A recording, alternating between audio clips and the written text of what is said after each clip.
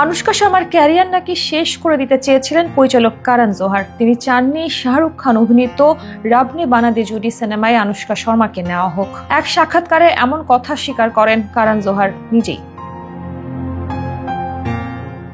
ঘটনাটি 2016 সালের মুম্বাই ফিল্ম ফেস্টিভ্যালে কারণ জোহারের মুখে শোনা যায় তিনি আদিত্য চোপড়াকে পরামর্শ দিয়েছিলেন আনুশকাকে যাতে রব নে বানা দে জুডি সিনেমায় স্বাক্ষর না করানো হয়, কারণ তিনি নাকি আনুশকার ছবি দেখে মুগ্ধ হননি।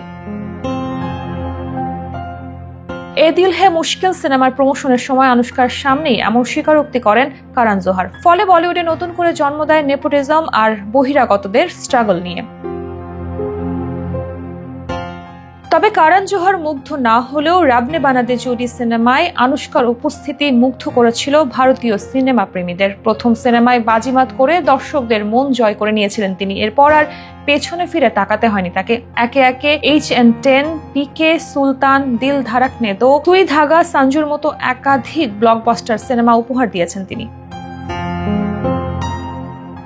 অভিনয় ছাড়াও প্রযোজনায়ও নাম লিখিয়েছেন প্রতিভাবান এই তারকা। তার প্রযোজিত হরর জানরার সিনেমা পারি ও বুলবুল দর্শক মহলে বেশ আলোচিত এবং প্রশংসিত। আপাতত অনেকদিন ধরেই বড় পর্দার বাহিরে অভিনেত্রী। তবে কখনো স্বামী বিরাট কোহলির সঙ্গে পারিবারিক মুহূর্ত, কখনো কোনো অনুষ্ঠান, আবার কখনো পুরনো বিতর্ক মিলিয়ে তিনি থাকেন চর্চার কেন্দ্রে।